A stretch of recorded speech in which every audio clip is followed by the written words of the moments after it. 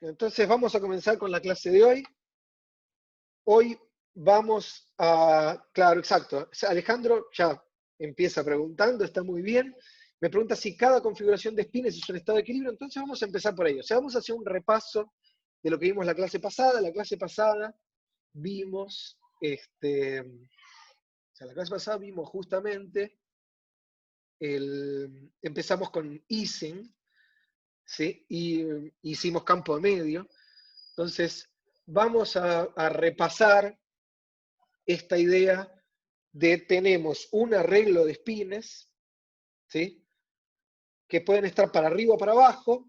Recuerden que habíamos hecho Monte Carlo, entonces vamos a hacerlo un arreglo un poquito más grande.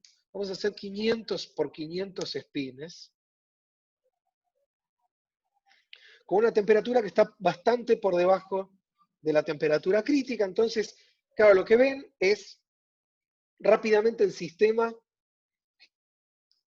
evoluciona a un estado que tiene una magnetización media no nula, o sea, hay un color preponderante con islas. Una vez que llegué al mínimo de energía, y la energía fluctúa en el tiempo, como ven, o sea, en realidad en el paso. Una vez que la energía bajó y después yo empiezo a considerar distintas configuraciones, vamos a actualizar este gráfico, o sea, una vez que la magnetización fluctúa alrededor de un valor medio, como acá, que tengo una magnetización media que fluctúa y una energía que fluctúa alrededor del mínimo, cada una de las configuraciones que veíamos acá, al principio empezamos fuera del equilibrio, pero cada una corresponde a un elemento del ensamble en el equilibrio. ¿Sí? Entonces, nosotros lo que queremos es predecir cosas como, por ejemplo, cuál es la temperatura crítica, cuál es la magnetización media de la muestra en función de la temperatura. No queremos generar cada estado, estamos haciendo estadística, o sea, lo que queremos es armar la función de partición y decir, por ejemplo, cuál es la magnetización más probable a una dada temperatura. ¿Vamos? Entonces, lo que habíamos hecho la clase pasada, y habíamos visto que el problema era justamente que la función de partición me acoplaba, o sea, tenía términos de acoplamiento porque tenía interacción entre primeros vecinos. Entonces, nuestro problema es cómo tratamos con eso, y lo que hicimos fue introducir la noción de la aproximación de campo medio para poder sumar la función de partición. ¿Sí? ¿Todos de acuerdo hasta acá? Bueno, entonces, después de obtener campo medio, habíamos llegado a esta relación que ven acá,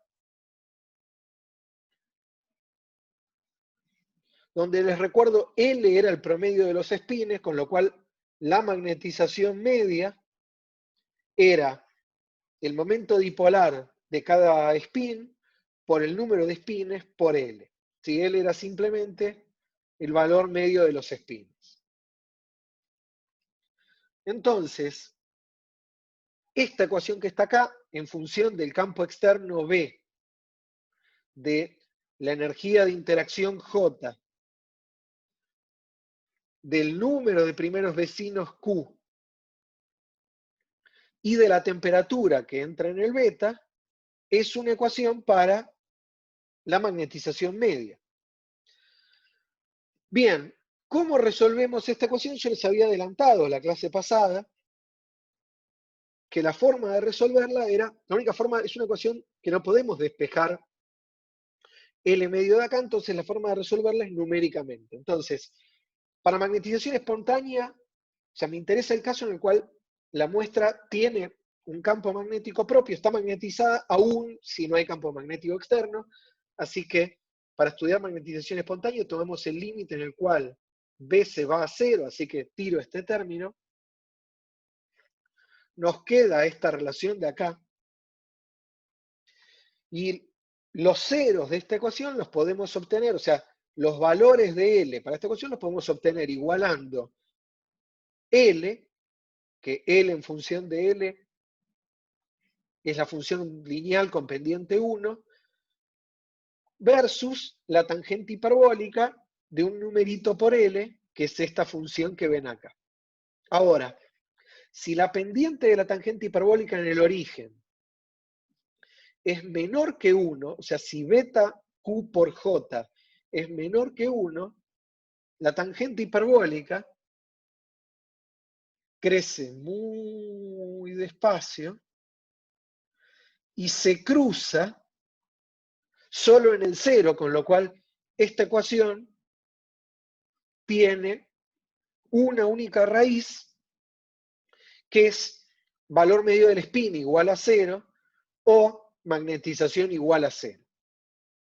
Por otro lado, si beta por Q por J es mayor que 1, lo que tenemos es esta curva de acá, que se cruza 3 veces con la recta de pendiente 1, o sea que esta ecuación tiene 3 soluciones.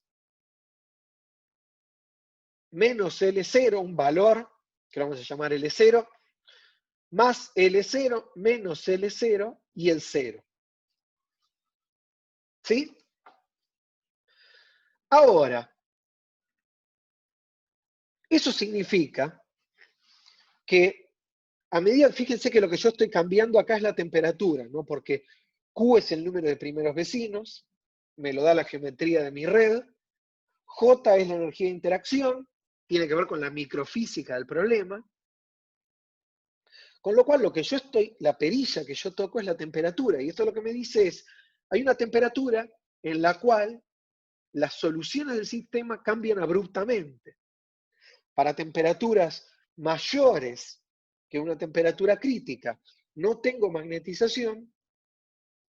Para temperaturas menores, espontáneamente me aparece un campo magnético distinto de 0, o una magnetización media distinta de 0. Esto es una ruptura espontánea de la simetría. ¿Por qué?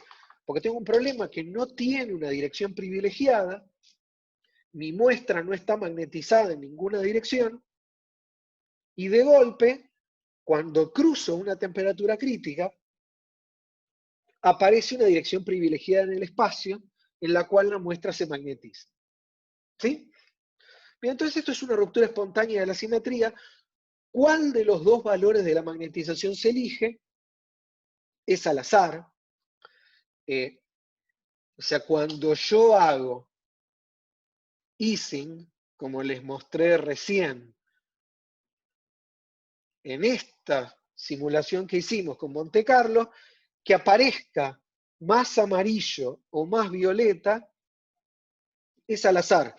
Voy a volver a ejecutarlo, pongamos una temperatura aún más baja,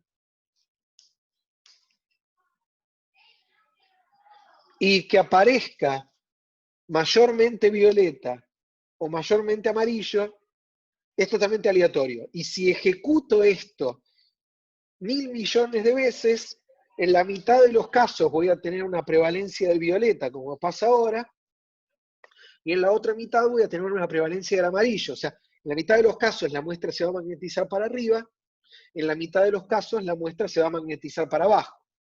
¿Sí? Podemos volver a probarlo y tal vez tenemos suerte. Parecería que sí. ¿Sí? Salvo que, parecería que sí, o sea, vamos bien. Esto no estaba planeado, pero funcionó.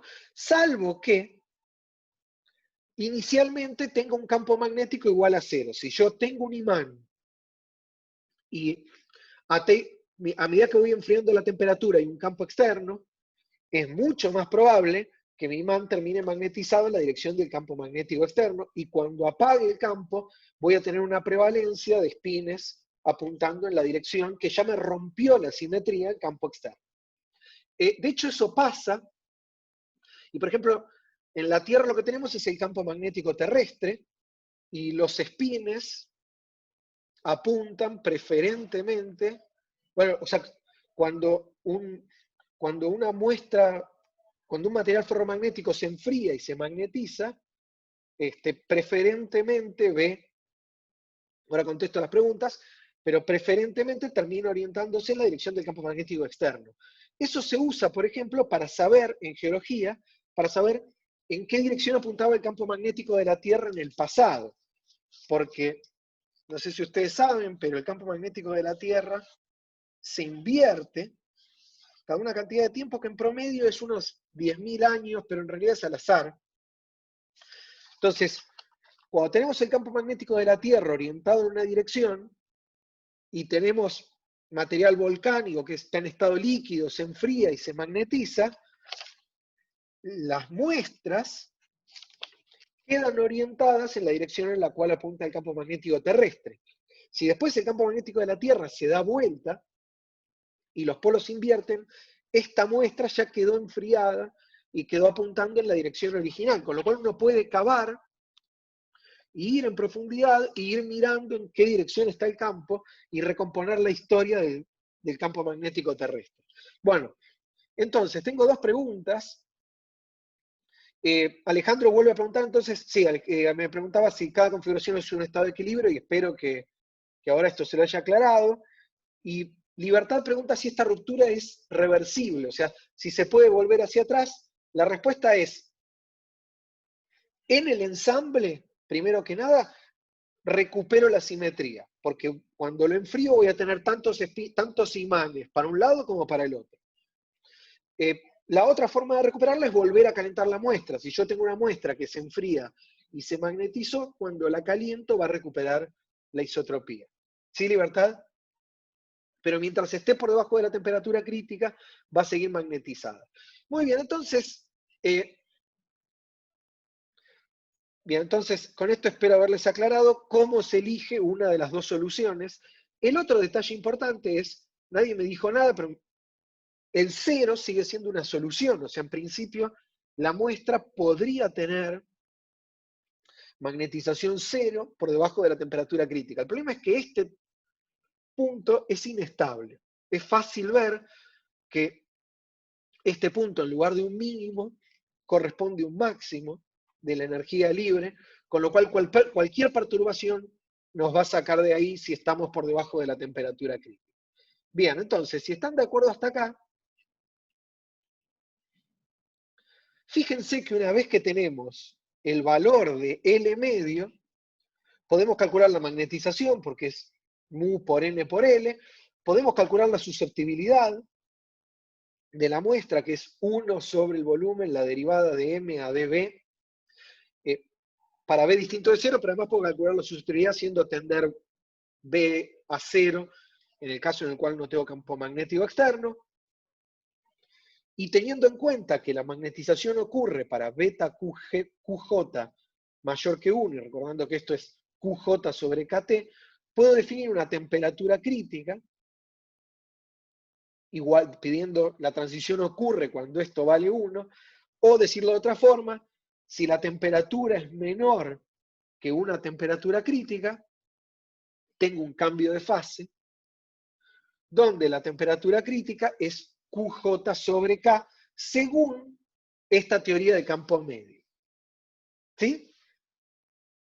O sea que al menos esta teoría nos permitió, bien o mal, y ahora vamos a hablar de eso, calcular la temperatura a la cual ocurre la transición. ¿Sí?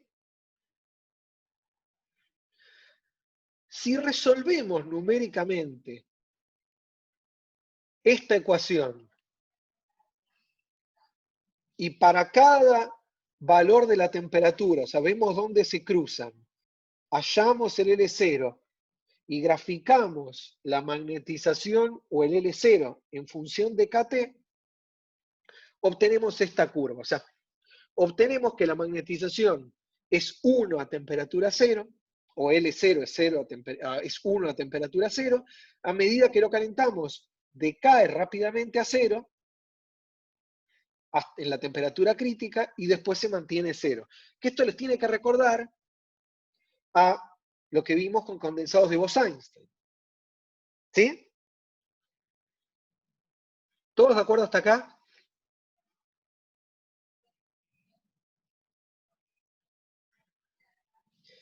Bien.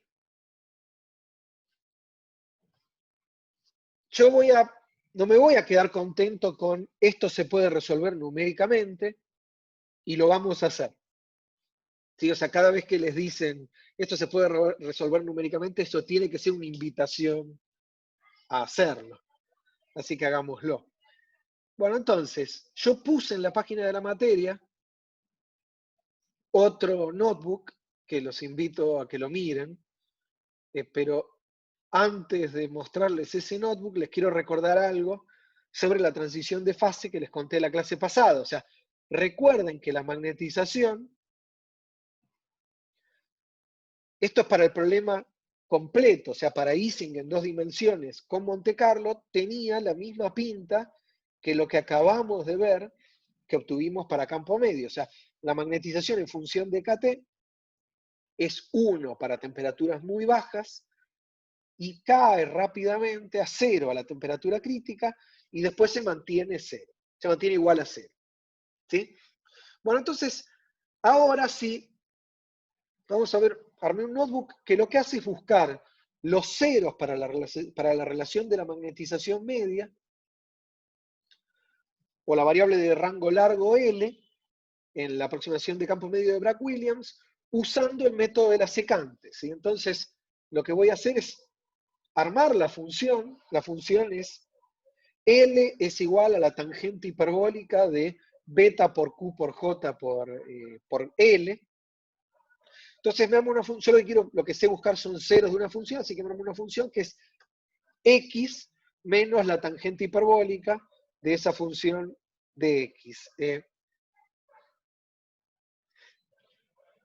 Bien, Libertad me hace una pregunta que tiene que ver con que cuando miro el sistema extenso, Libertad me dice que la clase pasada yo había dicho que cerca del punto crítico las fluctuaciones se volvían muy, muy grandes y eso se ve acá. ¿Sí? Lo que me dice Libertad me imagino que tiene que ver con que el dibujo que les acabo de mostrar, que nos daba campo medio, no tiene estas fluctuaciones. Y está bien, Libertad, porque acordate que en campo medio no tenemos fluctuaciones. Entonces, una teoría de campo medio, podemos esperar que nos dé este comportamiento medio, que nos prediga correctamente tal vez la temperatura crítica, pero no podemos esperar que nos dé el aumento de las fluctuaciones a medida que nos acercamos a la temperatura crítica. ¿Sí? Bueno, entonces, acá me escribí una función que me devuelve la función a la cual le quiero buscar los ceros. Fíjense lo que hago, me defino un valor de Q, 4 primeros vecinos, o sea, una red cuadrada en 2 dimensiones, un valor para J, un valor, me calculo la temperatura crítica de acuerdo a campo medio, que es Q por J, K por T, y ahora me armo un vector que va entre 0 y 2 veces la temperatura crítica, y lo que hago es usar el método de Newton, o sea, el método de la secante, para hallar los ceros de la función barriendo los diferentes valores de la temperatura. Se encuentra un bucle, y para cada valor de la temperatura calculo beta, que es 1 sobre kt, y para ese valor de beta calculo los ceros de la función.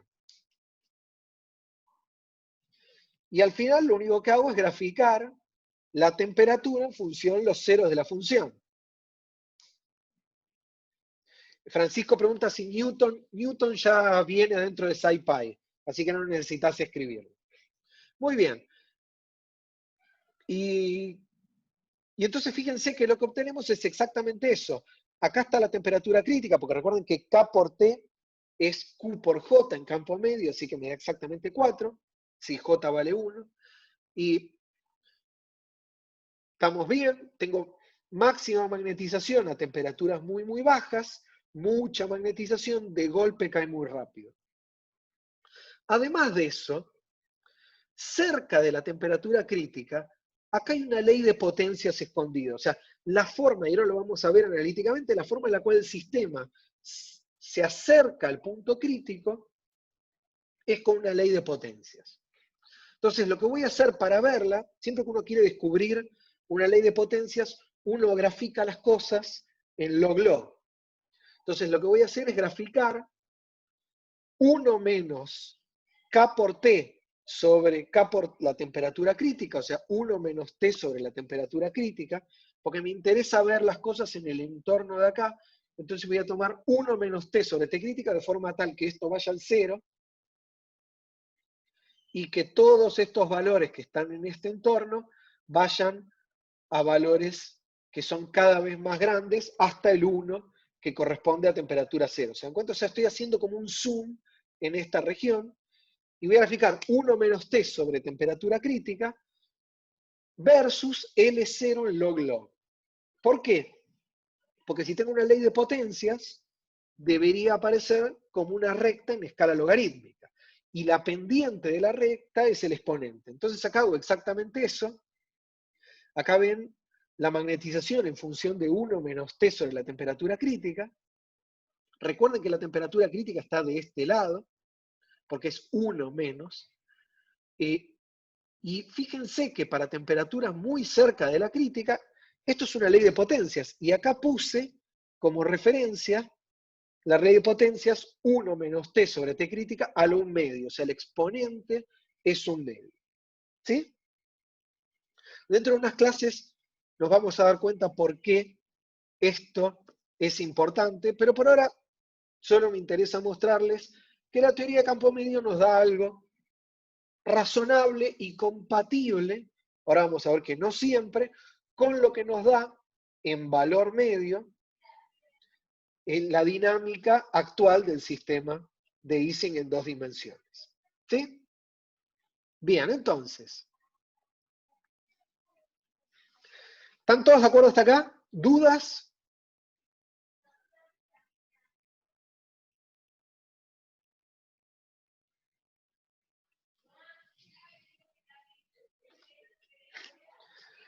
Bien, perfecto, parecerían estar.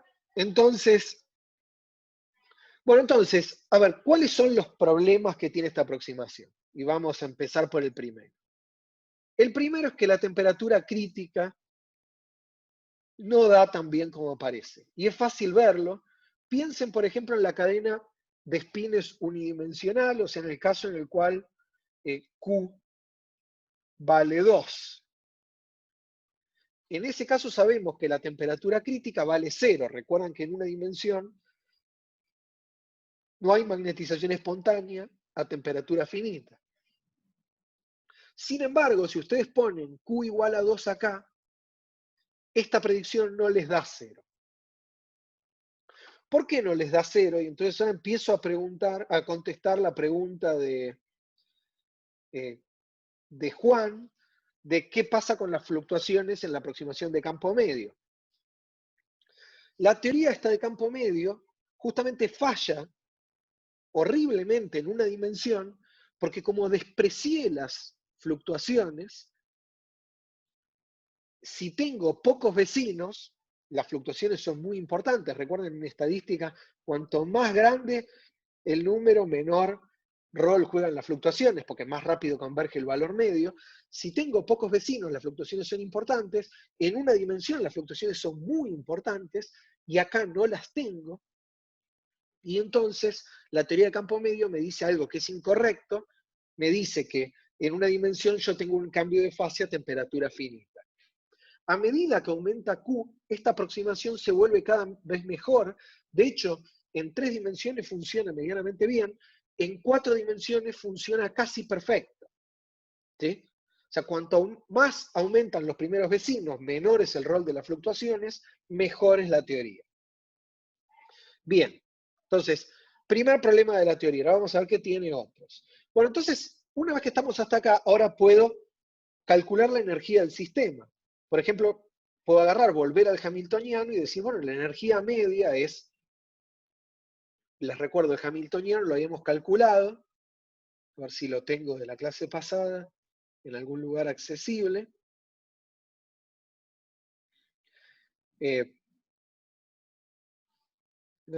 Acá. El hamiltoniano, bueno, acá está. El hamiltoniano es esto que está acá. Sí, es menos eso. Es N por L, Q por L por J sobre 2, más mu por B.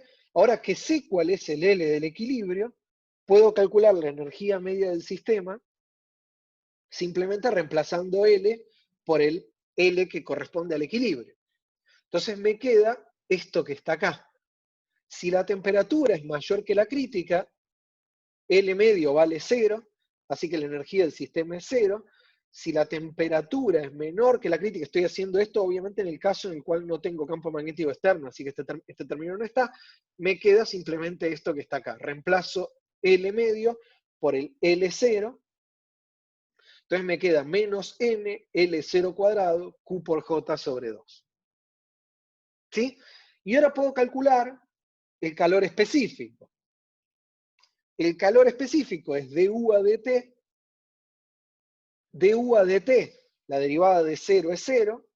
Entonces, para temperatura por arriba de la crítica, la temperatura, el calor específico, la capacidad calorífica del sistema me queda 0.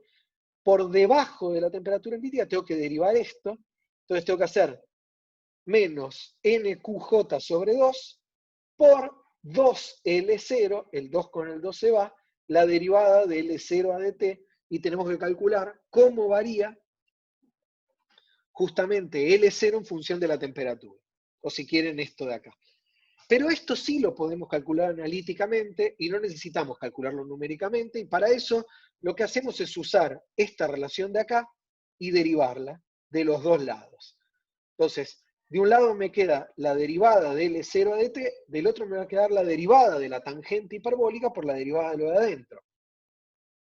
Entonces tengo la derivada de L0 a dt, la derivada de la tangente hiperbólica es menos la tangente hiperbólica al cuadrado menos 1, por la derivada de lo de adentro, que es, y ahora lo tengo que derivar respecto de t, entonces tengo que derivar beta, que es 1 sobre kt, y tengo que derivar L respecto de t. Entonces, la derivada del primer término, 1 sobre kt, me queda menos 1 sobre kt cuadrado, por el L0 sin derivar, y después me queda el 1 sobre kt sin derivar, por la derivada de L0 a dt.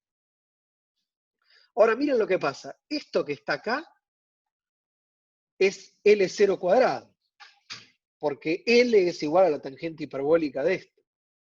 Entonces, puedo a la tangente hiperbólica cuadrado escribirla como L0 cuadrado.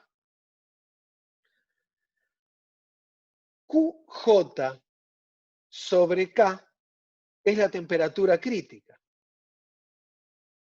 Y QJ sobre K acá es la temperatura crítica, así que puedo escribir todo esto como menos la temperatura crítica sobre T cuadrado por L0, más la temperatura crítica sobre T por la derivada de L0 a dt. Y esta es una linda ecuación porque de acá puedo despejar de L0 a dt. ¿Sí? Paso esto dividiendo, hago la distributiva, saco factor común L0 a dt y despejo de L0 a dt en función de L0 y de la temperatura crítica. ¿Sí?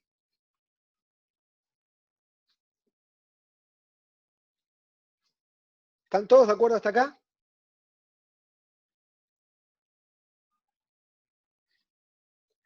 Bien. Perfecto, entonces tenemos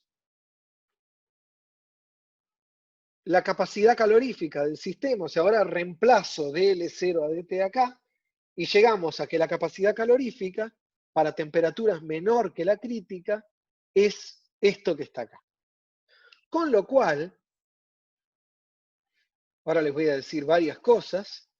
Primero que nada, miren este gráfico. Con lo cual, si uno dibuja esto, en función, esta relación de acá en función de la temperatura, uno obtiene este gráfico. O sea, el calor específico crece con la temperatura, llega a un valor, que ahora les digo cuál es, y después para temperaturas mayores que la crítica se va a 0. Y el calor específico es discontinuo en la transición. ¿Sí? Bien, la otra cosa importante, que es medio casualidad, pero nos va a servir para otras cosas, es podemos calcular cuánto vale la capacidad calorífica en la temperatura crítica, y para eso lo más fácil es calcular cuánto vale L0 en el entorno de la temperatura crítica, y para eso lo que podemos usar es que para la temperatura cercana a la crítica, yo lo que puedo hacer es desarrollar por Taylor esta tangente hiperbólica, y el desarrollo de la tangente hiperbólica es x menos x cubo sobre 3, reemplazando este desarrollo en esta expresión, uno obtiene lo que yo les mostré numéricamente hace un ratito, que es que el L0, o la magnetización media, cerca de la temperatura crítica, va como 1 menos T sobre T crítico a la 1 medio. Fíjense que es exactamente lo que les mostré en el gráfico log-log. ¿Sí? Entonces, uno reemplaza esto acá y evalúa esto muy cerca, en el límite de la temperatura, yendo a la temperatura crítica por debajo, y uno obtiene que la capacidad calorífica para la temperatura crítica tiende a 3 medios de NK, que es un número que nos apareció muchas veces, parece muy lindo, pero la realidad es que es pura casualidad. ¿Sí? Pero bueno, entonces, fíjense lo que pasó. Campo medio nos dio una forma de calcular la magnetización en función de la temperatura crítica, el comportamiento de la magnetización, el comportamiento del calor específico en el entorno de la temperatura crítica, y vimos algunas cosas que están bien y otras que están mal. ¿Qué cosas están bien? Que, por ejemplo, un montón de funciones termodinámicas tienen una discontinuidad en su valor o en su derivada en el entorno de la temperatura crítica. O sea, los cambios de fase y los fenómenos críticos y las transiciones de fase están asociadas a discontinuidades en funciones termodinámicas o a singularidades de las funciones termodinámicas en la temperatura crítica.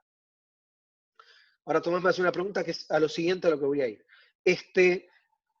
La otra cosa que vimos es que la teoría nos permite calcular una temperatura crítica, que a veces falla, por ejemplo, falla claramente en la cadena de spin unidimensional, funciona bien a medida que aumentamos la dimensionalidad del sistema, y otro caso en el que falla es acá. Esto nos dice que para temperaturas mayores que la crítica, la capacidad calorífica del sistema es 0, lo cual significa, Tomás me pregunta justamente qué significa que la capacidad sea 0. Recuerden que la capacidad calorífica es dQ a dt, o sea, cuánto calor puede absorber el sistema cuando yo le cambio la temperatura, o cuánto le puede cambiar la energía interna, en este caso. ¿Sí? Y lo que me está diciendo esto es que una vez que superé la temperatura crítica, el sistema no puede absorber más calor o no puede variar más su energía interna, lo cual es falso. ¿Por qué es falso? Porque si volvemos a la solución numérica del problema de Ising, que les mostré hace un ratito, la tenemos acá, fíjense que la capacidad calorífica efectivamente tiene una singularidad, ¿sí? Tiene un máximo y una derivada discontinua en el entorno de la temperatura crítica, pero después no se va a cero. ¿Por qué no se va a cero? Porque, ahora vamos a hacer un caso con una temperatura grande. Por ejemplo, K por T igual a 20, que es bastante más grande que la temperatura crítica para este sistema, que es 2,269.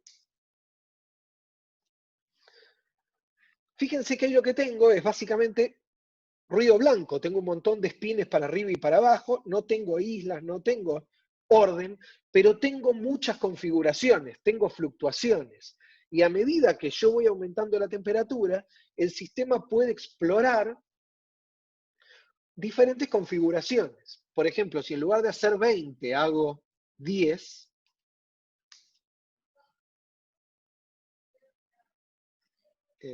a ver si termina y si no lo interrumpo, ahí terminó. Si hago una temperatura más baja, bueno, ahí casi no se nota, pero el sistema puede cada tanto generar islitas un poquito más grandes, ¿sí? En campo medio, eso no puede pasar. ¿Por qué? Porque la clase pasada dijimos que si L era 0, S quedaba atado a un único valor. ¿Se recuerdan? O si quieren, el número de pares tenía que ser exactamente igual a un numerito por el número de espines más al cuadrado. ¿Sí? A ver, vamos a ver otra configuración, por ejemplo, con temperatura 4. ¿Se dan cuenta que ahí me aparecieron islitas? Sigo teniendo algo que parece ruido, pero aparecen islas un poquito más grandes. Entonces, por más que yo cruce la temperatura crítica y el sistema se desmagnetice, yo en el sistema real todavía tengo la posibilidad de ordenarlo o desordenarlo más. O sea, el sistema puede seguir absorbiendo calor. ¿Sí? En Ising, en la aproximación de Bragg-Williams, el sistema no puede hacer esto. Y no puede hacer esto porque, justamente por lo que les decía, porque atamos n a una única función de n+. O si quieren, atamos S a L, y si L es 0, no tengo rango corto. ¿Sí? O sea, si L es 0, no puedo tener fluctuaciones. Justamente porque lo que dije es, lo único que ven los espines es el valor medio y no las fluctuaciones. ¿Están todos de acuerdo hasta acá?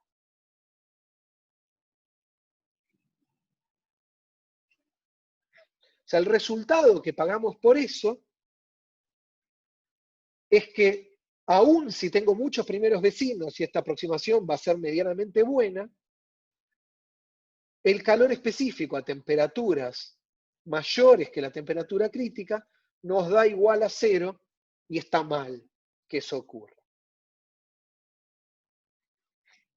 Sí, espero que también con esto la pregunta con la que arrancó Juan quede más claro respecto de qué hace, qué pasa cuando yo reemplazo las fluctuaciones, el hecho de que este ve un más, a un menos y un menos, por este B0. Y todos ven exactamente 0. ¿Sí? En ese caso, porque tengo tantos más como tantos menos. Ahí Juan me dice que está perfecto. Muy bien. Entonces, ahora tengo otra pregunta de otro Juan. Entonces, Juan pregunta si podemos manipular la temperatura crítica para que sea tan buena como querramos para nuestro experimento. Acá hay dos formas. La primera es si podemos hacer al modelo de Ising más realista. Porque no te olvides que lo que estamos calculando acá, Juan, ni siquiera es la temperatura crítica exacta de Ising, es la aproximación al modelo de juguete. Yo puse un post en la página de la materia sobre que a veces los modelos de juguete son útiles, pero hay dos niveles. Lo primero es, ¿podemos hacer Ising más realista? Sí, se pueden hacer cosas. Lo segundo es, dado Ising, ¿puedo mejorar la aproximación? Y la respuesta es también, y es lo que vamos a ver inmediatamente a continuación. ¿Sí? Así que espero que esto satisfaga completamente todas tus preguntas porque te dije que sí a todo. Bien. Bueno, entonces vamos a cumplir con, eh, con lo que le acabo de prometer a Juan. Vamos a ver cómo mejoramos esta aproximación. Entonces lo que vamos a ver ahora es un siguiente orden a la teoría de campo medio, que es lo que se llama la aproximación de Bethe. Hans Bethe fue un físico que trabajó en el proyecto Manhattan y en la bomba de hidrógeno, así que voy a poner un post en la página de la materia sobre el proyecto Manhattan, porque se dan cuenta que nos estamos moviendo también en la historia de la física. La mecánica estadística empieza con Boltzmann y con Gibbs, que la formaliza a principios del siglo XX.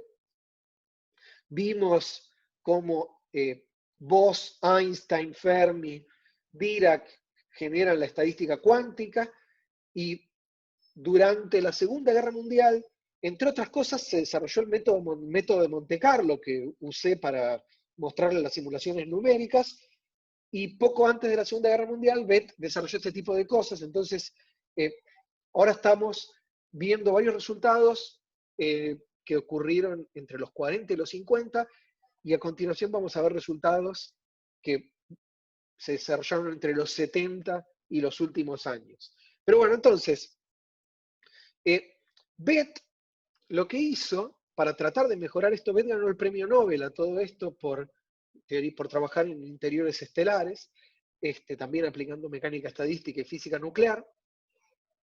Pero Beth lo que hace es lo siguiente. Es decir, bueno, veamos cómo hacemos, cuál es el problema de esta aproximación. El problema de esta aproximación es que si L vale 0,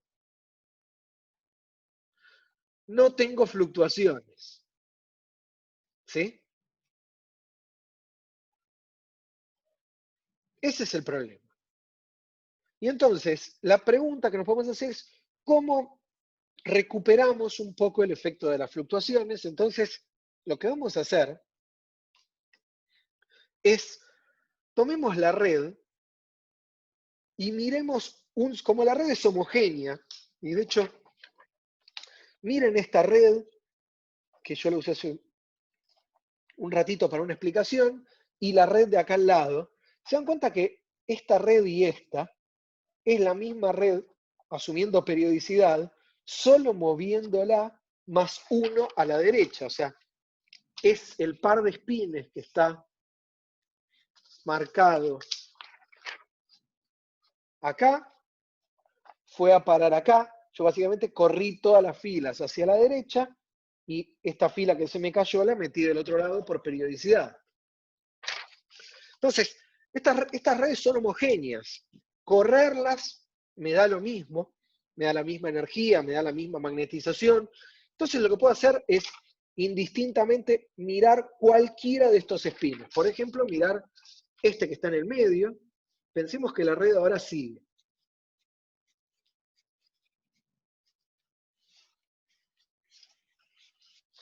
Entonces pensemos que ahora la red es más grande y miro este spin del medio. Entonces lo que voy a decir es, bueno, a ver, todos los espines que están afuera de los primeros vecinos, este spin del medio solo lo siente por la interacción vía sus primeros vecinos. Así que todos estos que están acá, voy a pensar que lo único que ve este spin es un campo medio. Por ejemplo, que apunta, en este caso, para abajo, porque tengo más, menos que más. ¿Sí? Pero el tratamiento de este spin con sus vecinos lo voy a hacer en forma exacta. O sea, voy a permitir que este spin vea las fluctuaciones que lo rodean. Entonces hagamos eso. Tomemos a este spin que está acá, que lo voy a llamar sigma 0.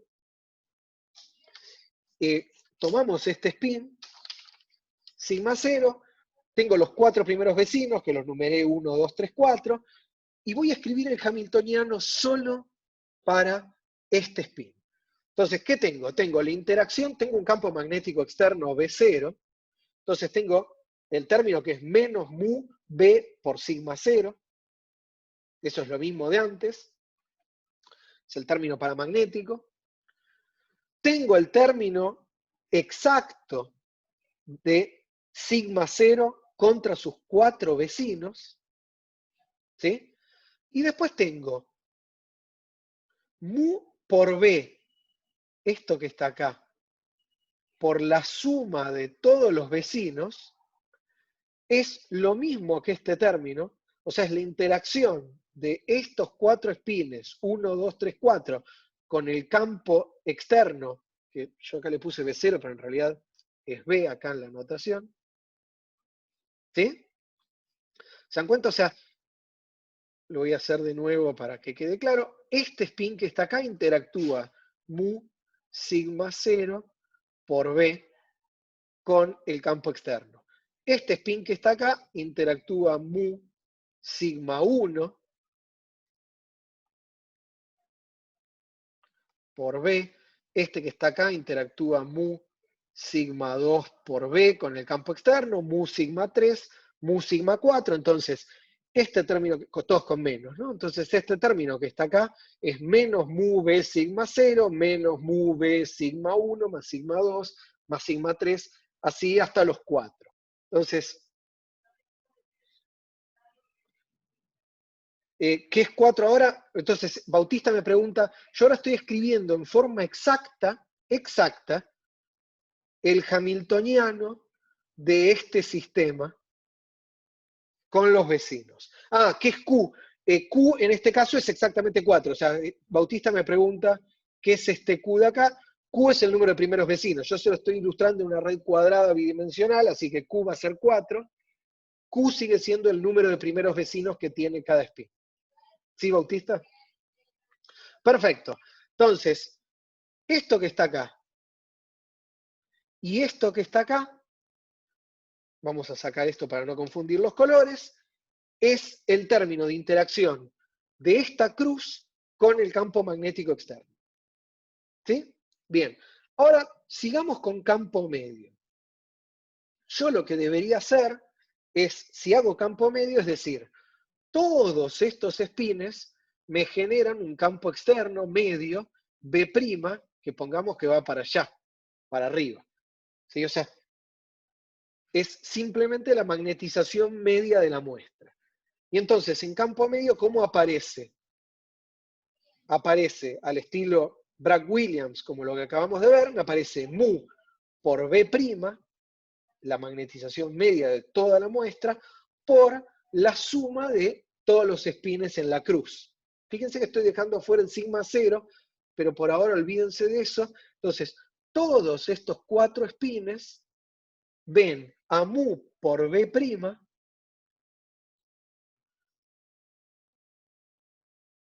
por su propio spin. ¿Se dan cuenta? Este término que está acá es lo que la clase pasada escribimos así. La suma de los sigma i, sigma j, lo reemplazamos como el número de primeros vecinos por el valor medio de sigma por la suma sobre los sigma i. Entonces piensen, todo esto es como un campo medio efectivo. Entonces escribo ese término de campo medio como mu por B' por la suma de todos los espines. ¿Todos de acuerdo hasta ahí?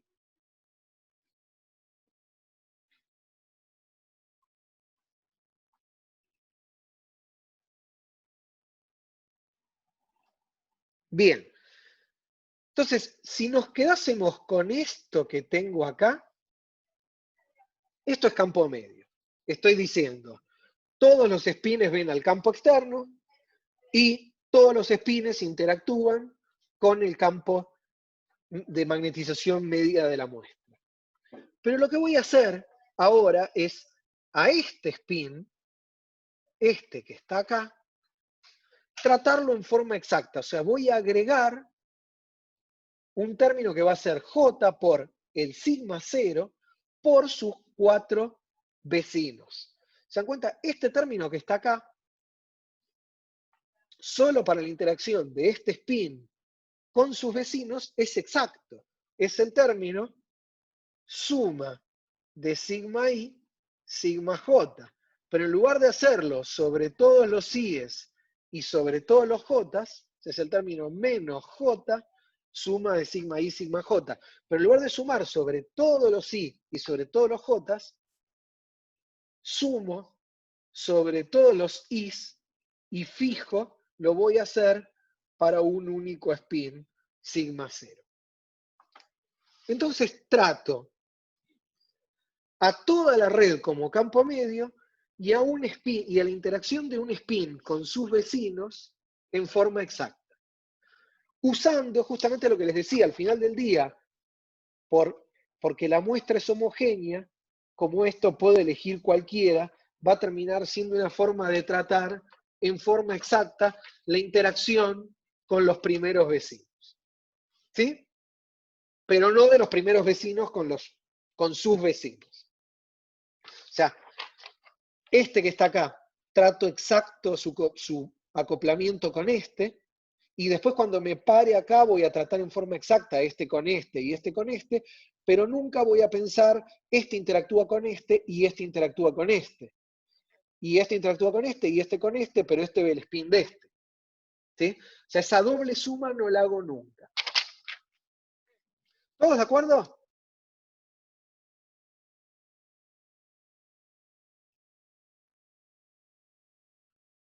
Bien, Juan me pregunta si puedo repetir lo del B'. Entonces, si el resto está de acuerdo y no tiene dudas, entonces lo voy a decir de otra forma, así se entiende. Les recuerdo, el hamiltoniano de este sistema es menos mu por B por la suma de los sigmas menos J sigma y sigma J. ¿Sí? Este es el hamiltoniano del sistema exacto. La clase pasada, lo que hicimos al final del día, fue esto.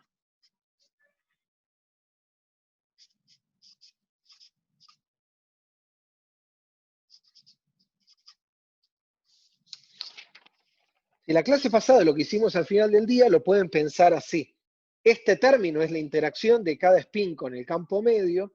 Este término, que está ahí, lo reemplacé la doble suma sobre todos los pares por cada spin interactúa con un campo medio. El B' es el campo medio de magnetización de la muestra.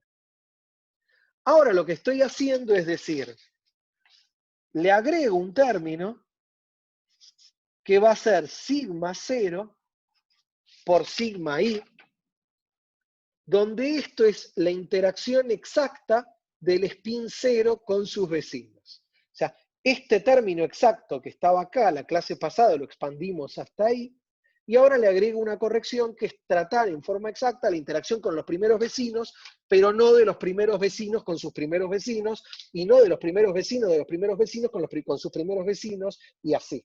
¿Se entiende?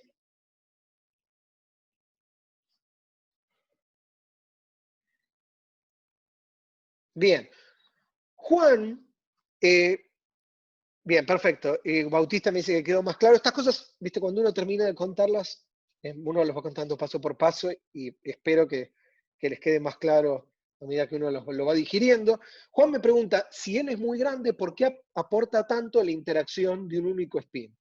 Está muy bien la pregunta de Juan, porque eso tiene que ver justamente con esto. Fíjate lo que pasa, Juan. Para temperaturas muy bajas, donde las fluctuaciones son chicas y la muestra está casi totalmente magnetizada, campo medio anda bien. El problema es que cuando te acercás a la temperatura crítica, ¿se acuerdan lo que les mostré en las simulaciones? Básicamente lo que uno ve es ruido blanco, entonces, o sea, como si fuera ruido blanco, o sea, en el sentido de que tienen espines para arriba y para abajo al azar. Entonces ahí las fluctuaciones, a medida que uno se acerca a la temperatura crítica, se vuelven muy importantes porque lo que pasa es que el campo medio se vuelve muy chico. ¿Sí, Juan? Entonces, para n grande, si tenés un campo medio, el campo medio va a dominar, pero si no tenés un campo medio, valor medio 0 por n sigue siendo 0. Entonces ahí las fluctuaciones se vuelven importantes. Bueno, perfecto. Entonces, vamos a hacer las cuentas para este hamiltoniano. O sea, entonces, les repito, la idea es seguir usando campo medio, pero tratar la interacción con los primeros vecinos de los spines de A1 en forma exacta. ¿Sí? Y todo el resto usando campo medio. Bueno, entonces lo que tengo que hacer es armar la función de partición para este hamiltoniano. Entonces es simplemente sumar sobre los dos posibles valores de spin de sigma 0 más menos 1 y todas las configuraciones de sigma i. O sea, acá yo estoy abusando un poquito de la notación, pero esta suma es sobre todas las configuraciones de sigma i. ¿Sí? Igual ustedes a esta altura esto ya lo saben. Entonces, tengo que hacer la suma sobre todas las configuraciones para esta cruz de e a la menos beta por h, donde h es todo esto que escribí acá. Bien, vamos a hacer un cambio de variables rápido. Voy a llamar a alfa beta por mu por b, a alfa prima beta por mu por b prima y a beta por j gamma. ¿Se dan cuenta? O sea, cuando multiplique beta en la exponencial, cada uno de estos términos me quedan multiplicados por beta, entonces voy a llamar alfa a beta por mu por B, alfa prima a beta por mu por B prima y a gamma a beta por J. Bien, entonces, fíjense que entonces acá me queda alfa por sigma 0, acá me queda alfa más alfa prima por la suma de los sigma i's, y acá me queda gamma menos gamma, bueno, con el menos beta más gamma, sigma 0 por la suma de los sigma j. ¿Sí? Y ahora hay que sumar esto que está acá, que no es tan difícil. Lo primero que nada es, fíjense, sobre los sigma i's tengo que sumar sobre las configuraciones, pero sobre sigma 0 es un único spin, tengo que sumar sobre dos valores, o está para arriba, o apunta para arriba, o apunta para abajo. Así que puedo escribir esto como todo esto evaluado en sigma 0 igual a más 1, más todo esto evaluado en sigma 0 igual a menos 1. O sea, lo puedo escribir como un Q más un Q menos.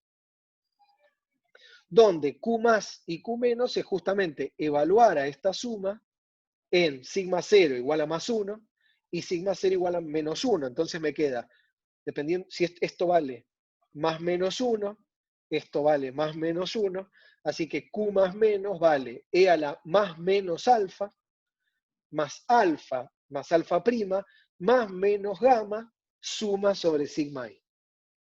¿Todos de acuerdo?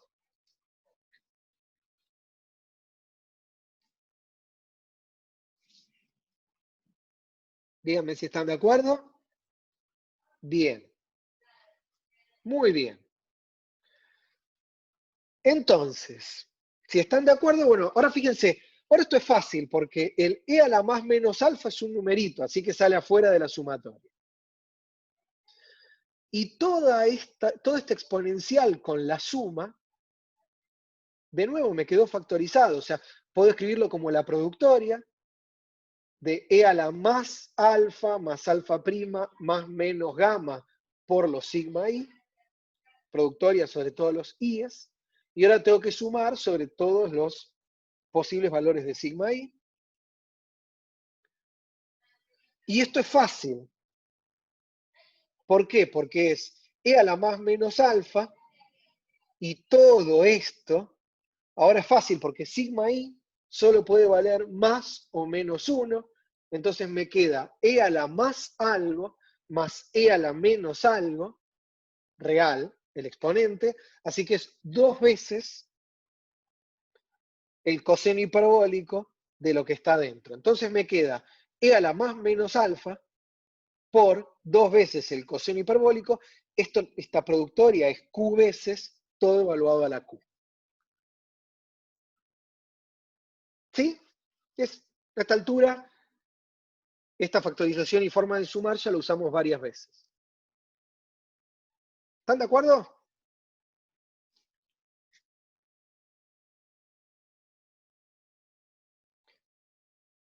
Bautista dice que parece más fácil que la clase pasada. Vas a ver que hasta acá es más fácil, pero ahora se complica. Pero está bien, sí. Bien. No, pero tampoco se complica tanto. Bueno, entonces fíjense cuál es el problema. El problema, pareciera que tenemos la función de partición. Entonces Juan Cruz me dice no hay que cantar victoria.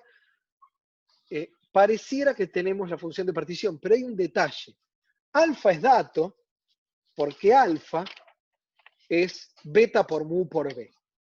Gamma es dato, porque es beta por j, pero alfa prima tiene a B' adentro. Y B' es como L. B' es la magnetización media de la muestra, es el campo magnético generado por la magnetización media de la muestra, que yo no lo sé a priori. Entonces tengo que hacer lo mismo que la clase pasada, tengo que ver cuánto vale alfa prima en la configuración. O si quieren, calcular cuánto vale B'. Y les recuerdo que la clase pasada, en un momento, lo que hicimos fue ver que la aproximación de campo medio fuera consistente. O sea, ¿se acuerdan que nosotros habíamos aproximado las sumatorias? Y en un momento dijimos, bueno, pero la sumatoria aproximada tiene que ser consistente con la solución exacta, y de ahí salió la relación entre el rango corto y el rango largo. Entonces solo tenemos que hacer lo mismo. Tenemos que decir, bueno,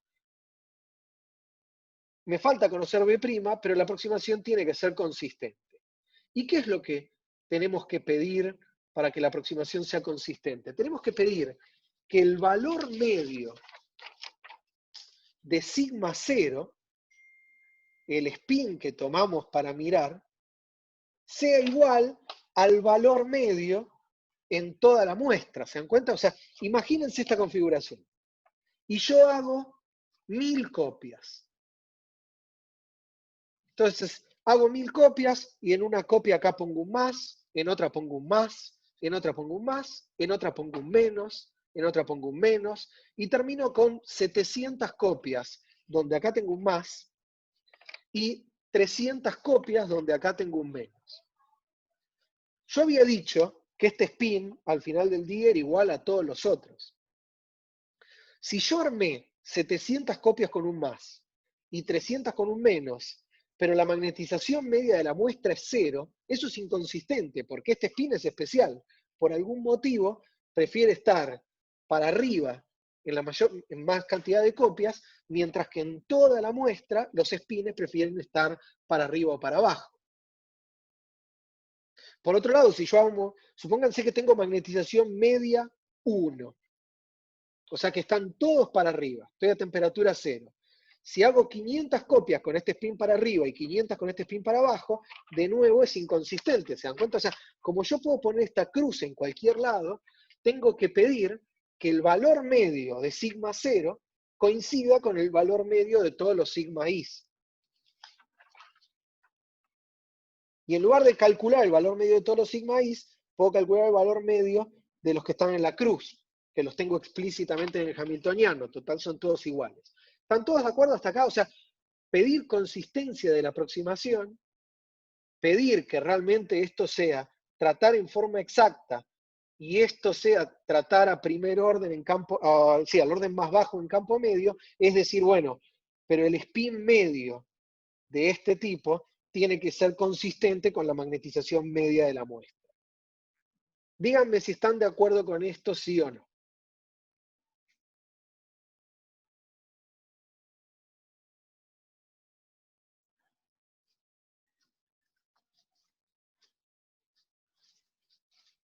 Bien. Entonces, bueno, entonces lo que tengo que pedir es justamente, vamos por partes, tengo que pedir que los valores medios coincidan. Vamos a calcularlos. A ver, el valor medio de sigma 0 es fácil, porque como Q más y Q menos son las funciones de partición para el estado más y para el estado menos, el valor medio es calcular probabilidades. Es Q más menos Q menos dividido Q. ¿Sí? Piénsenlo como el valor medio es la probabilidad de más por más 1, más la probabilidad de medir menos, eh, la probabilidad de medir menos por menos 1. La probabilidad más es Q más sobre Q, la probabilidad menos es Q menos sobre Q. Así que sigma 0 es Q más menos Q menos sobre Q. ¿Todos de acuerdo? Sigma 0 medio. Bien. Por otro lado, el valor medio de todos los spines lo puedo calcular, como les decía, sobre la cruz, es simplemente 1 sobre Q, la suma de todos los primeros vecinos, desde 1 hasta el número de primeros vecinos. Esto no es más que el promedio de los sigma i. Y cada vez que tenemos que calcular promedios, vemos cómo escribirlos en términos de la función de partición. Y si volvemos a la función de partición, fíjense que, por ejemplo, si derivo la función de partición respecto de alfa prima, me queda la misma función de partición por la sumatoria de los sigma i's. ¿Se dan cuenta que es esto que está acá? Esto que está acá está multiplicando alfa prima, así que si derivo Q respecto de alfa prima, me queda, la derivada de Q respecto de alfa prima es la suma de los sigma i por q. Entonces, puedo escribir toda esta suma usando el truco que usamos siempre que no queremos hacer sumatorias. Puedo escribir esta suma como 1 sobre q, la derivada de q respecto a alfa primo. Y ahora es pura diversión, es derivar. O sea, tengo que venir acá y derivar q, recordando que q es q más q menos. Entonces, vamos a derivar,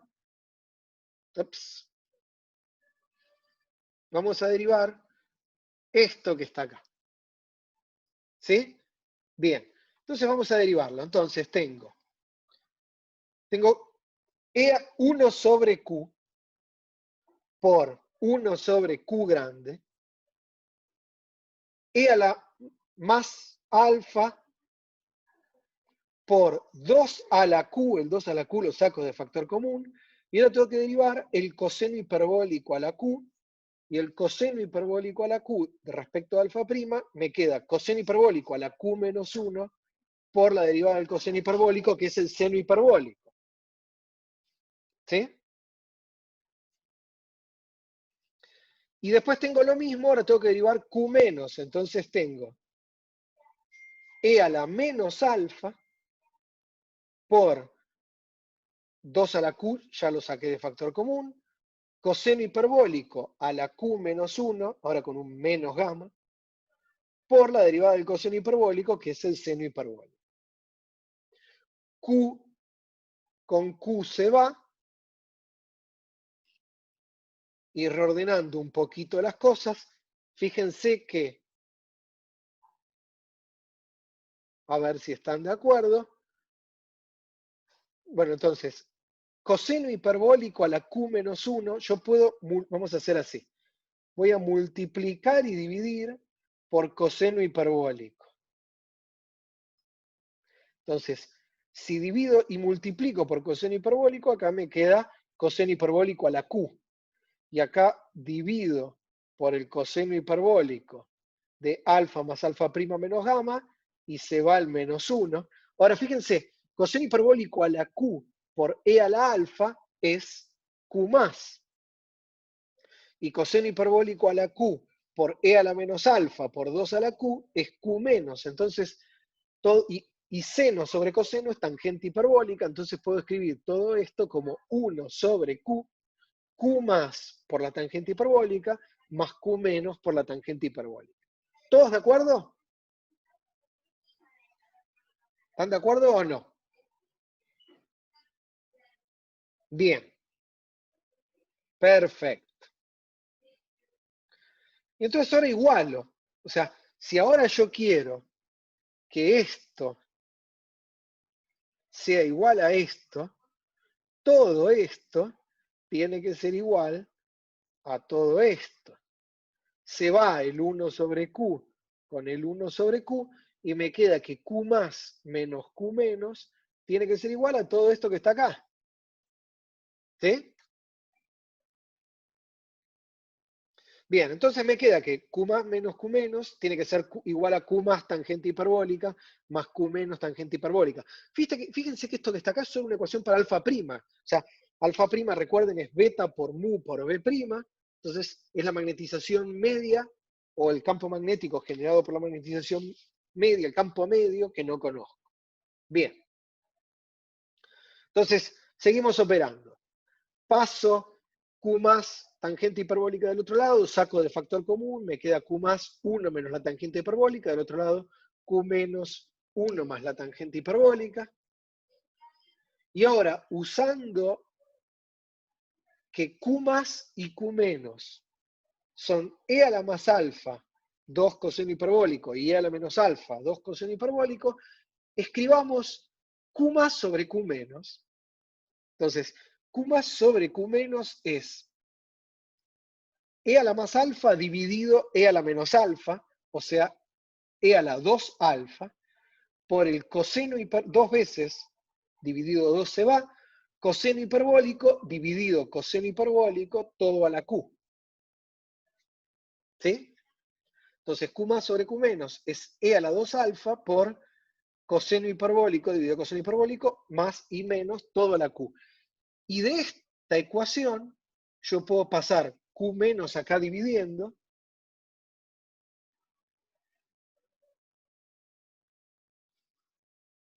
Paso todo este corchete dividiendo acá. ¿Sí? Y 1 más la tangente hiperbólica, dividido 1 menos la tangente hiperbólica, uso que la tangente hiperbólica es el seno hiperbólico dividido el coseno hiperbólico, saco factor común coseno hiperbólico, entonces me queda coseno hiperbólico de alfa más alfa prima menos gamma, coseno hiperbólico de alfa más alfa prima más gamma, y me va a quedar multiplicando por coseno hiperbólico más seno hiperbólico y coseno hiperbólico menos seno hiperbólico.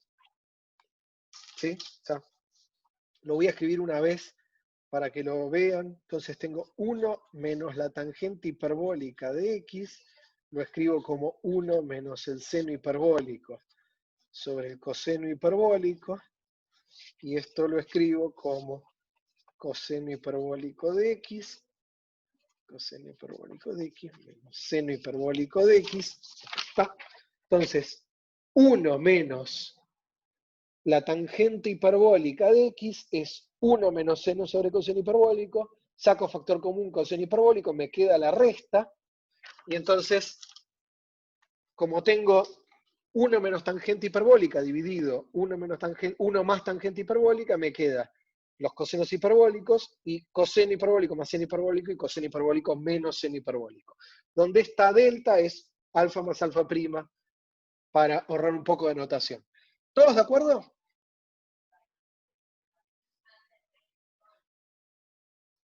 Digan sí o no. Es simplemente álgebra, pero si tienen dudas, me preguntan. Bien, entonces vamos a ver este término de acá. Veamos este término. ¿Sí? Este término ahora es aburrido, así que lo hago rápido y ustedes lo pueden revisar. Lo único que voy a hacer es expandir los cosenos hiperbólicos y los senos hiperbólicos en exponenciales. Entonces, esto es bastante fácil. Fíjense que coseno hiperbólico es la exponencial del ángulo más la exponencial de menos el ángulo sobre 2. Y el seno hiperbólico es lo mismo con la resta, entonces el coseno hiperbólico lo escribo como exponencial más exponencial, el seno hiperbólico como exponencial menos exponencial.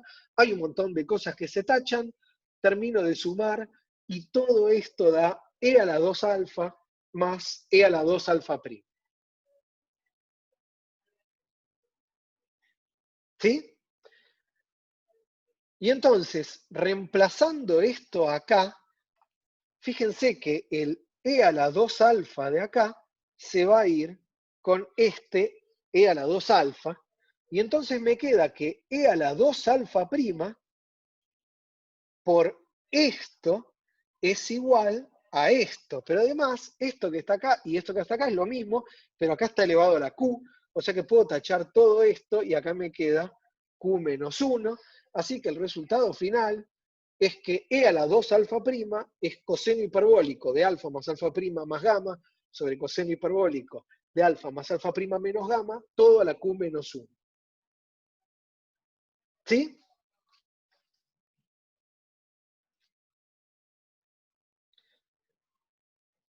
Bien, esta es una ecuación donde la incógnita es alfa prima, o sea, B prima. La magnetización, el campo magnético medio generado por la magnetización media de la muestra. Porque recuerden que alfa es beta por mu por B, es dato, gamma es beta por J, y en alfa prima la única incógnita es B prima. O sea que para cada temperatura, esta ecuación que está acá es el equivalente a la ecuación que teníamos, sí, es el equivalente a la ecuación que teníamos en Bragg-Williams, o sea, es una ecuación que me da B'. ¿Se dan cuenta? Es la ecuación equivalente a esta ecuación de acá. Y para los que decían, parece más fácil, nos queda una relación aún más horrible. ¿Sí? Pero van a ver que funciona mejor. Bueno, entonces, déjenme recapitular un poco porque son muchas cuentas y es fácil perderse en los detalles del álgebra y olvidarse de la física. Entonces, lo que hicimos fue, vimos que campo medio con Bragg-Williams funciona para varias cosas, pero tiene defectos. El más importante, la limitación más grande, es que trata de una forma demasiado pobre las fluctuaciones. Entonces, lo que hacemos con la aproximación de Beth es tratar de reintroducir las fluctuaciones, tratando en forma exacta los primeros vecinos y tratando la interacción de esos primeros vecinos con el resto de la red vía campo medio. Operativamente hicimos cuentas, pero lo que importa es calculamos la función de partición y pedimos la relación de consistencia para obtener una ecuación para la magnetización media de la muestra o el campo medio generado por la magnetización. Entonces, si ahora queremos ver magnetización espontánea, lo que tenemos que hacer es apagar el campo magnético externo, o sea, poner B igual a 0, que significa que alfa vale 0. Y entonces, acá se va alfa, acá se va alfa, y nos queda, podemos pasar la exponencial como logaritmo. Si pasamos el logaritmo nos baja el Q menos 1 de la potencia, nos queda que alfa prima es Q menos 1 sobre 2 por el logaritmo de la división de los cosenos hiperbólicos. Entonces, empecemos a ver qué tan mal o bien está esto. Si ponemos gamma igual a 0, que significa poner J igual a 0, o sea, no hay interacción entre espines, fíjense que acá gamma con gamma se va, me queda el logaritmo de 1, o sea que alfa prima vale 0, lo cual está bien. Si no hay campo magnético externo y no hay interacción entre vecinos, no tengo magnetización media. Por lo menos esto no está tan mal. Bien. Veamos si podemos de acá sacar la temperatura crítica. Entonces, para eso, vamos a hacer lo siguiente. ¿Ya? Se dan cuenta que esta es una ecuación que es igual a la que teníamos antes del logaritmo, en la cual para cada temperatura y para cada valor para Q y J fijo, variando la temperatura, yo podría sacar B' y a partir de ahí calcular todas las variables que me faltan, y eso lo vamos a hacer la clase que viene. Pero empecemos viendo si esto mejora la estimación de la temperatura crítica. Entonces, cerca de la temperatura crítica, por debajo, la magnetización es muy chiquita, ¿sí? Entonces, alfa prima, que es beta por mu por B', alfa prima va a ser chiquito. Entonces, lo que podemos hacer acá es desarrollar por Taylor este logaritmo de cosenos hiperbólicos para alfa pequeño.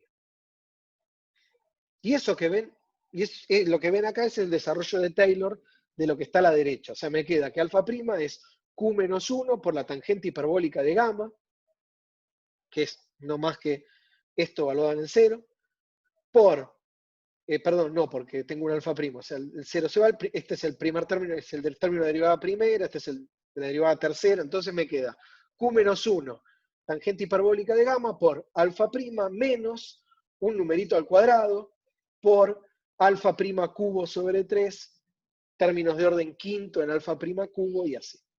¿Sí? Y ahora vamos a hacer lo mismo que hicimos acá. O sea, vamos a tratar de hallar los ceros de esta relación en el entorno de la temperatura crítica. ¿Sí? Entonces, miren esta relación. ¿Alguien me puede decir un cero de esta relación? ¿Qué valor de alfa prima vuelve trivial esta igualdad?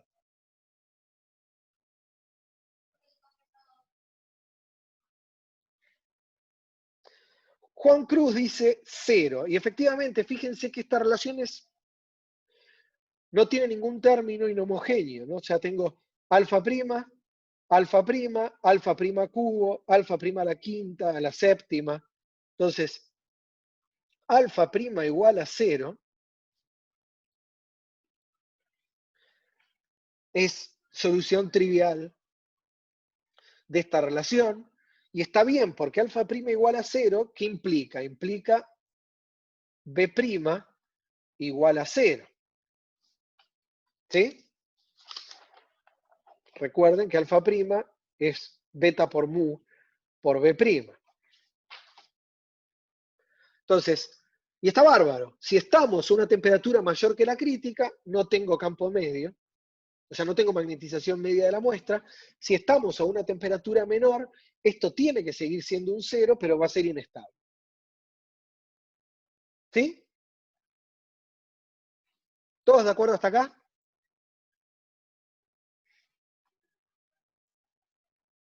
Vamos, no me aflojen. ¿Todos de acuerdo hasta acá? ¿Sí o no? Bautista pide que lo repita. Bien. Por fin alguien valiente que dice... Entonces, esta es una ecuación para alfa prima. Y alfa prima es beta por mu por b prima. O sea, esta es una ecuación para el campo magnético medio generado por la muestra. Lo único, esta ecuación que está acá no es más que el desarrollo de Taylor de esto cerca para magnetización pequeña, o sea, cerca de la temperatura crítica. Esta ecuación no tiene ningún, si tuviera un más 3, no me darían las unidades, pero pongamos que tenemos algún numerito. ¿Sí? ¿Estamos? Entonces, si tuviera un más 3, esta ecuación tendría soluciones no triviales, pero como no tengo un más 3, hay una solución trivial que es alfa prima igual a 0, porque de este lado me queda 0, y de este lado esto me queda 0, esto me queda 0, todos los términos de orden más alto me quedan 0, y me queda 0 igual a 0. ¿Sí, Bautista?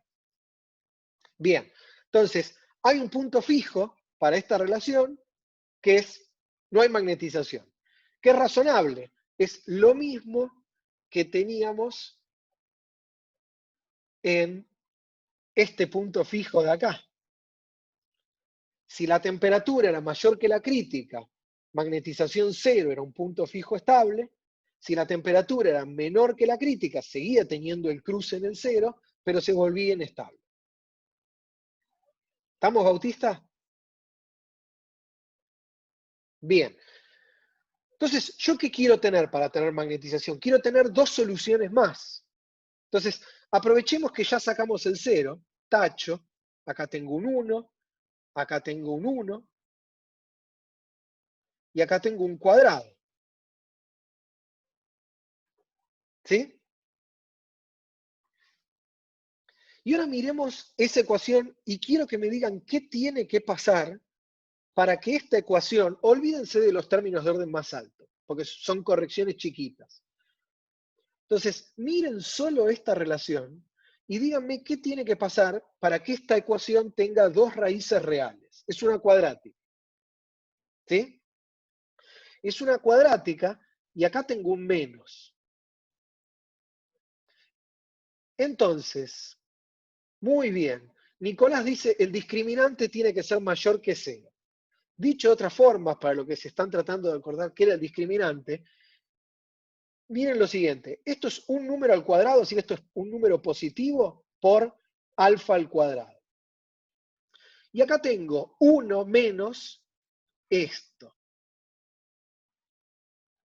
Si 1 menos esto, cuando lo paso restando del otro lado, tipo acá tengo un 1, así que hacen distributiva, si 1 menos esto, o si, está bien, si 1 menos esto, o sea, todo esto en realidad, es positivo, como acá tengo un menos, vamos a tener un problema enorme. ¿Se dan cuenta? Porque no voy a tener raíces reales, voy a tener dos raíces imaginarias puras. Entonces, yo lo que necesito es que este numerito que está acá sea mayor que 1.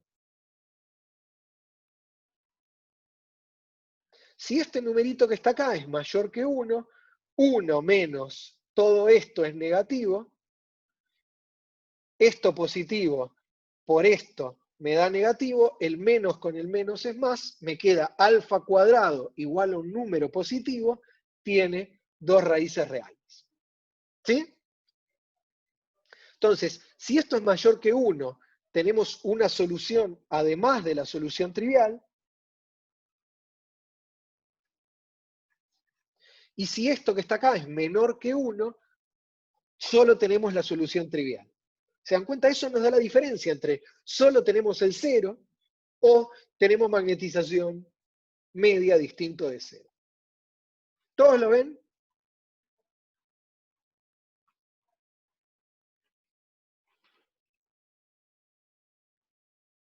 Bien. Entonces lo que tenemos que pedir es Q menos 1 por la tangente hiperbólica de gamma mayor que 1.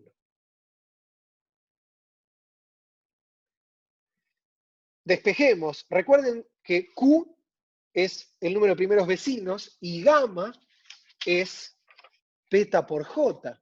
O sea que adentro de gamma hay un beta. Así que despejemos gamma, eso significa que gamma tiene que ser mayor que la inversa de la tangente hiperbólica de 1 sobre Q menos 1.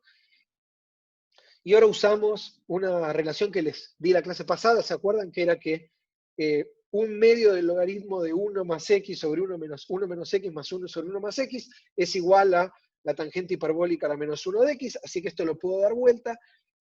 La tangente hiperbólica a la menos 1 de 1 sobre q menos 1 lo puedo escribir como un medio del logaritmo de q sobre q menos 2.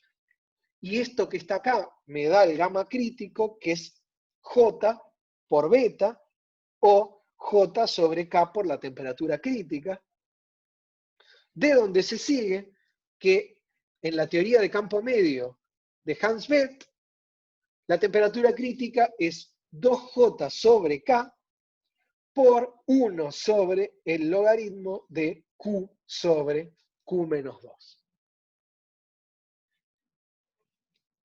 ¿Sí?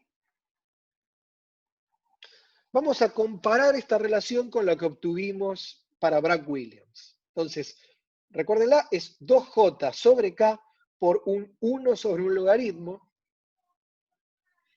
En Bragg-Williams obtuvimos qj sobre k. ¿Se dan cuenta que hay un factor 1 sobre el logaritmo y un 2? Pero me va a importar el 1 sobre el logaritmo. Hay un factor 1 sobre el logaritmo que cambia. ¿Sí?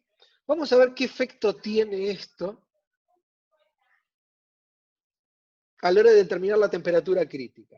Entonces, fíjense, lo primero que pasa es que si ponemos Q igual a 2, dos primeros vecinos, la red unidimensional, para Q igual a 2 en una dimensión, 2 menos 2 se va a 0, esto diverge, la temperatura crítica se va a 0. O sea que tener en cuenta las fluctuaciones, aunque solo sea mirando el efecto de unos pocos primeros vecinos, ya me corrige el problema que tenía, que es que la determinación de la temperatura crítica en redes de baja dimensionalidad me daba mal. ¿Sí? La clase que viene vamos a ver que esta aproximación también nos resuelve el problema de que el calor específico nos daba 0 para temperaturas mayores que la crítica. ¿Sí? Entonces, esta aproximación nos da una mejor aproximación a la temperatura crítica. Ahora le contesto a Bernardo, pero nos da una mejor aproximación a la temperatura crítica y nos va a dar un mejor comportamiento del sistema. Entonces, para eso, la clase que viene vamos a ver qué pasa con las fluctuaciones en esta aproximación y vamos a ver que las fluctuaciones no se anulan, aun si la magnetización media se anula. ¿Sí? Entonces, a ver, Bernardo me pregunta qué tan real es que esto diverja logarítmicamente. Esto, a ver, empecemos por el principio. Para Q grande, esto converge aún más rápido y mejor al valor exacto si haces una red de Ising con Q primeros vecinos. O sea, cuanto más grande es Q o más grande es la dimensionalidad de tu red, esto funciona aún mejor. Al punto que hasta para dimensión 1, por lo menos te da que la temperatura crítica se tiene que ir a 0. Entonces, esto no está mal. Después, una cosa que te invito a que hagas es a que compares el valor que da esto con el valor crítico exacto, que yo lo puse en los notebooks. O sea, por ejemplo, si J vale 1, esto, K por la temperatura crítica, te da 2 sobre el logaritmo de 4 sobre 2. O sea, K por la temperatura crítica te da 2 sobre el logaritmo de 4 medios. ¿Sí, Bautista?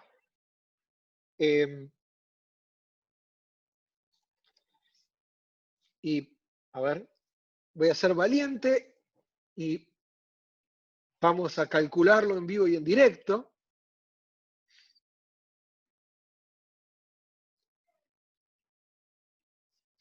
Bien. Entonces, a ver si...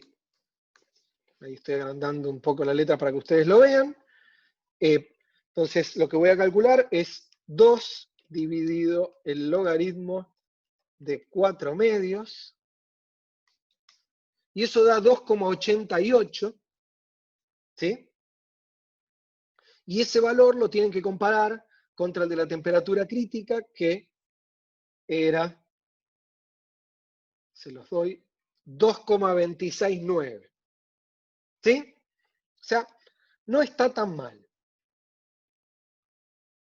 Bien, entonces, espero con esto haber respondido la pregunta de Bautista. Entonces, esto nos da una mejor estimación de las temperaturas críticas, nos resuelve el problema de lo que pasaba con las fluctuaciones en una dimensión, y obviamente funciona mejor cuanto más grande es Q, porque cuanto más primeros vecinos tenemos, menor es el rol de las fluctuaciones. Entonces, como les decía, vamos a ver la clase que viene, que las fluctuaciones subsisten aún si la magnetización media se va a hacer, o sea, por temperaturas encima de la crítica, y vamos a ver que esto resuelve un poco, en parte, el problema de la capacidad calorífica para temperaturas mayores a la temperatura crítica. La otra pregunta que me había hecho Bautista, porque ahora veo que en realidad el que me había preguntado lo de la divergencia logarítmica era, en realidad es 1 sobre el logaritmo, era Bernardo. Bautista me preguntó si esto solo tiene que pasar para campos B' chiquitos.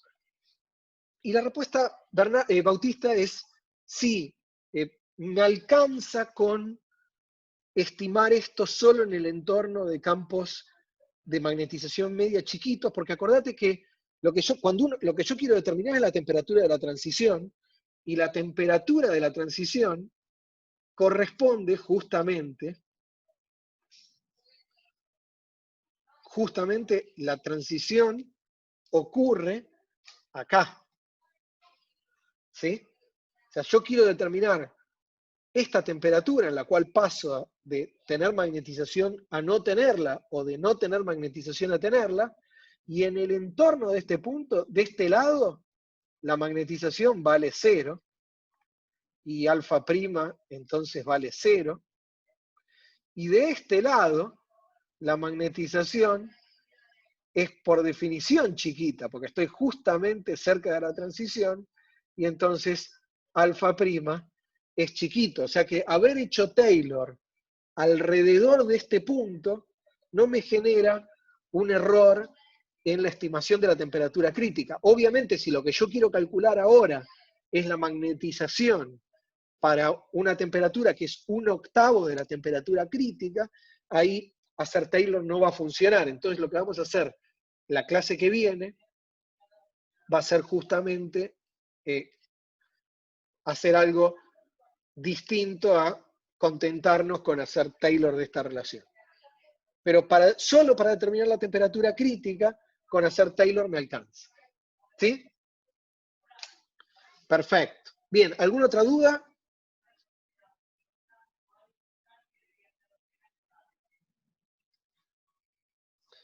Bien, Tomás pregunta.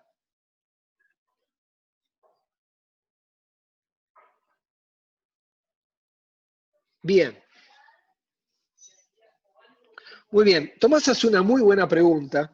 Tomás me pregunta por qué para construir la función de partición yo usé solo una cruz en lugar de usar toda la red. ¿Sí?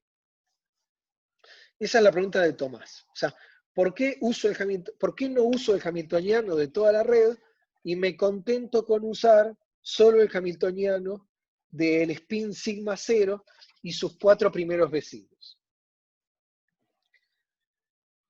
La respuesta a eso es fácil, pero no es obvia. O sea, es fácil una vez que uno ve lo que está pasando, pero no es obvia desde el principio. Fíjense que la función de partición se me factorizó. ¿Se dan cuenta? O sea, me queda como la función de partición de todos los spines por separado. ¿Se dan cuenta? Entonces, cada vez que nos pasaba eso, como por ejemplo nos pasaba con un gas ideal, nosotros decíamos, Q al final del día es la función de partición de una partícula a la n. Y entonces podemos simplemente trabajar con la función de partición de una partícula. ¿Se acuerdan cuando hacían eso, por ejemplo, en gas ideal? Como acá, por la aproximación de campo medio, la función de partición se nos factoriza, puedo simplemente mirar solo el hamiltoniano de la cruz y decir, está bien, después esto lo repito para todas las posiciones de la red. O sea, básicamente la función de partición va a ser una cruz elevada a cuántas cruces tengo en toda la red. ¿Sí?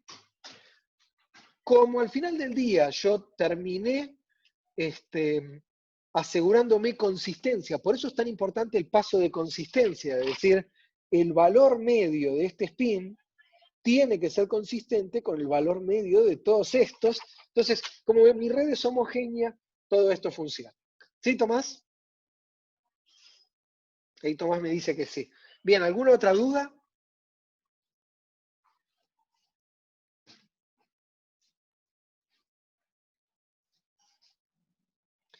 Tomás me pregunta si no sobrecuento pares en ese caso, o sea, lo que me está preguntando Tomás es si efectivamente esta potencia es n. Esta potencia no es n, pero lo que me sirve es para recordarles por qué hago la factorización. ¿Sí? Y Francisco pregunta, ¿esto abrió una lata de gusanos o una caja de Pandora? Francisco me pregunta, ¿dónde iría el n? El n al final del día, cuando yo tome el... A ver, por ahora no importa, porque yo en ningún momento calculé la energía libre de este sistema. O sea, nunca tomé el logaritmo de esto. Cuando tome el logaritmo de una posición lo voy a tener que multiplicar por esta potencia, entonces me va a quedar multiplicado adelante. Como de todas formas vamos a calcular la energía del sistema de otra forma, simplemente conociendo la magnetización media, no nos tenemos que preocupar por estimar bien este número. ¿Sí, Francisco? Tomás pregunta. Claro, está muy bien. Tomás está preguntando, o sea, hasta ahora todo lo que calculaste, Tomás me pregunta si hasta ahora todo lo que calculé es el valor medio de sigma cero, y sí, es todo lo que hice, pero fíjense que cuando hicimos Bragg Williams, también hicimos eso. O sea, L era el valor medio de sigma I. Y en lugar de volver para atrás y hacer toda la estadística, cuando yo después quise calcular la magnetización, lo multipliqué por N. ¿Se dan cuenta? O sea, la magnetización era mu por N por L. Nunca volví a reemplazar en la función de partición o en la energía libre. Entonces, sí, yo lo que estoy calculando siempre es el valor medio de un spin sobre toda la red. Y cuando quiero saber la magnetización total de la muestra, agarro el valor medio de un spin y lo multiplico por N. Ahí Tomás me dice que le quedó claro. Bien, ¿el resto están todos de acuerdo?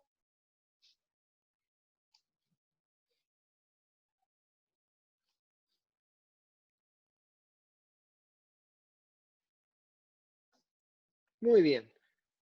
Entonces, si están todos de acuerdo, paramos acá. Si alguien tiene alguna duda puntual, yo me quedo un ratito. Igual tenemos 10 minutos para antes que empiece la práctica, pero por la clase de hoy paramos acá y la clase que viene vamos a calcular la magnetización en función de la temperatura en esta aproximación, la energía y el calor específico. Y vamos a ver qué pasa con las fluctuaciones. ¿Sí? Así que bueno, nos vemos la clase que viene. A los que se quieran desconectar, nos vemos y saludos para todos.